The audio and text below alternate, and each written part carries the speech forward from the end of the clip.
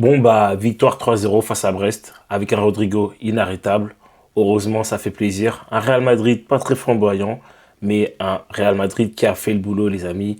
Heureusement, direction les 16e de finale, avec un tirage au sort. Soit tu te prends le Celtic, soit tu prends Manchester City. Ça va être vraiment un truc de dingue.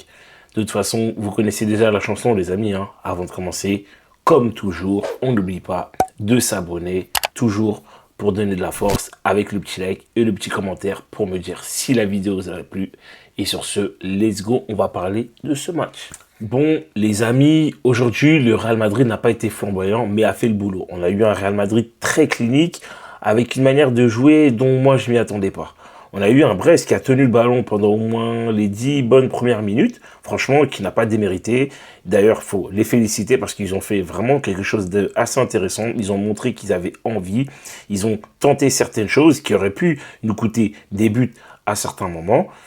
Mais malheureusement, quand le Real Madrid est clinique, je pense que c'est très difficile de les battre. C'est très difficile de les battre, surtout que aujourd'hui tu as eu un très grand Thibaut Courtois. Une défense vraiment très mauvaise, mais un très grand Thibaut Courtois. Et je vais tout de suite me pencher d'ailleurs sur la défense du Real Madrid. Parce que moi aujourd'hui, je vais vous dire la vérité, je suis inquiet.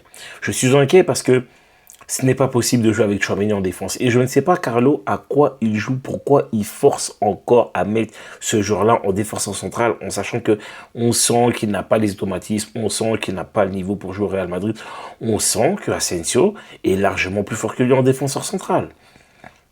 Alors pourquoi Carlo Ancelotti force-t-il autant avec lui? Je n'arrive pas à comprendre. J'aurais limite préféré que Tchouaméni joue en 6, même si je ne l'aime pas à ce poste-là, mais je le préfère en 6 qui joue en défense centrale.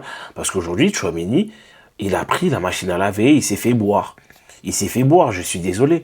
Je n'ai pas compris. Franchement, quand il se fait presser, il tremble, il perd des ballons.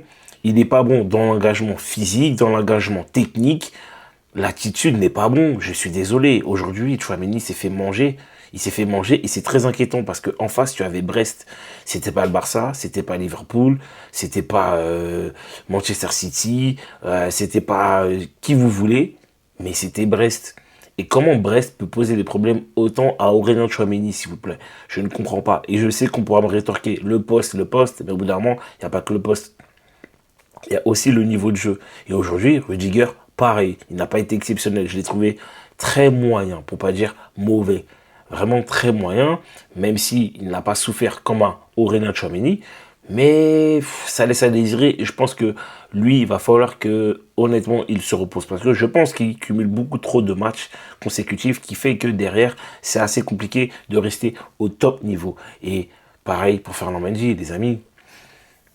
Ferland Mendy, c'est pas possible. Défensivement, c'est fébrile, il rassure pas.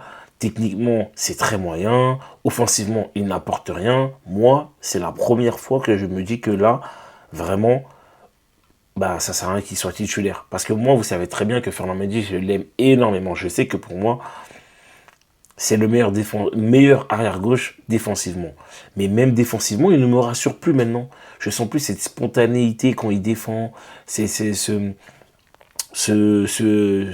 truc qui fait que je me dis physiquement, il est vraiment au-dessus de l'adversaire. Là, je le ressens plus. Je le ressens plus. Il se fait effacer assez facilement. Il fait des erreurs de positionnement. Il fait des erreurs techniques. Offensivement, il fait pas d'efforts. Il fait rien.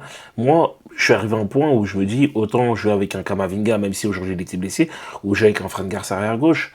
Moi, franchement, c'est fatigant. C'est très fatigant parce qu'aujourd'hui, on n'a pas subi, ok, mais il y a certaines phases d'action où Brest peut te mettre des buts. Et heureusement que Thibaut Courtois, aujourd'hui, fait le boulot, il a été bon.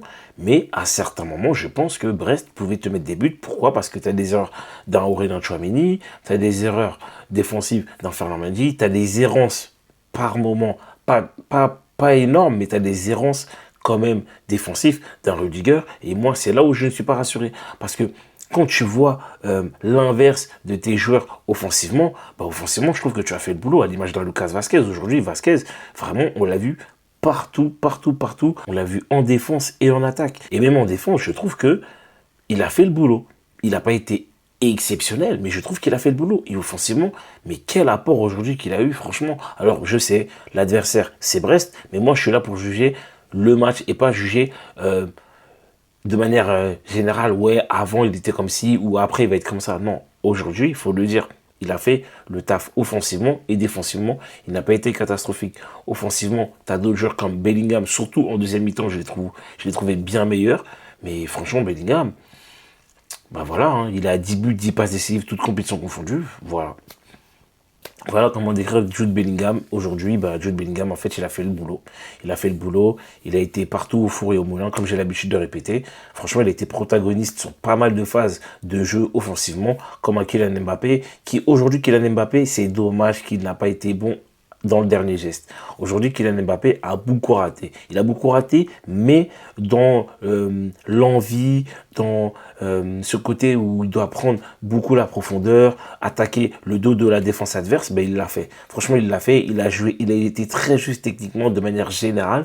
Franchement, aujourd'hui, il marque pas, mais j'ai pas peur parce que j'ai vu vraiment Kylian Mbappé très impliqué dans le jeu, faire le boulot, franchement. Et moi, ça me fait plaisir. Et je pense que Kylian Mbappé, il lui faudra très très très peu de matchs pour qu'il récupère son plein potentiel physique, technique, leadership et autres. Moi, vraiment, aujourd'hui, Mbappé, aujourd'hui, il m'a fait plaisir.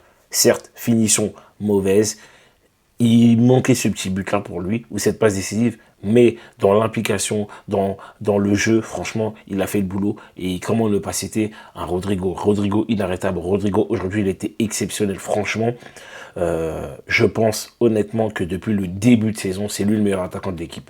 C'est lui le meilleur attaquant de l'équipe aujourd'hui. Rodrigo, il a montré encore une fois que sur le côté gauche, bah, il était monstrueux. Certes, Vinicius n'était pas là, mais lui, quand il est là, sur le côté gauche, bah, il fait le boulot. C'est vraiment flippant.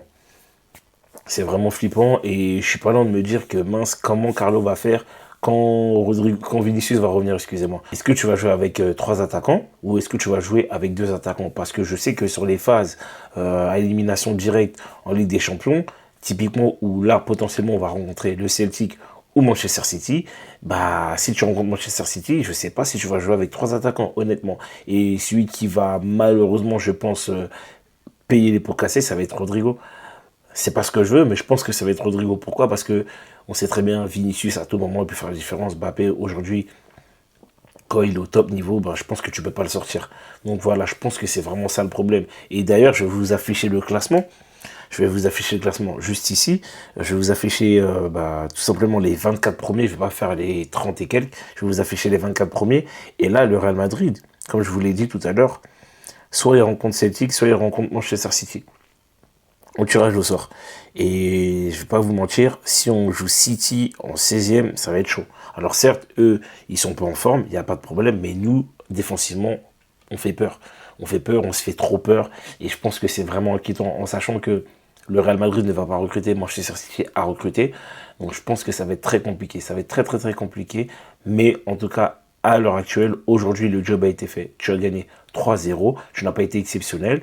Mais en tout cas, tu as fait le boulot. Et même là où je veux relever un petit truc, c'est qu'aujourd'hui, le Real Madrid a bien joué dans les espaces. Vraiment, a bien joué dans les espaces et notamment sur les côtés. Vraiment. Un moment, tu joues à droite, boum, tu renverses le jeu à gauche. Un moment, tu joues à gauche, boum, tu renverses le jeu à droite. Et ça, pour moi, ça a été bien fait et ça, il faut le relever. Très bonne entrée d'un joueur comme Arda Güler, très bonne entrée de Dani Ceballos, très bonne entrée de David Alaba. Et ça fait plaisir. D'ailleurs, David Alaba, on sent que petit à petit, il va grappiller un peu quelques minutes de plus en plus pour redevenir titulaire indiscutable. Et ça encore, c'est que du plus, c'est que du bon pour l'équipe. Donc voilà les amis, voilà mon débrief. De toute façon, on se retrouve bientôt parce que il y a un match qui va être important là à gagner dans pas si longtemps que ça. En tout cas les amis, c'était tout pour moi et sur ce, ciao les fumiers.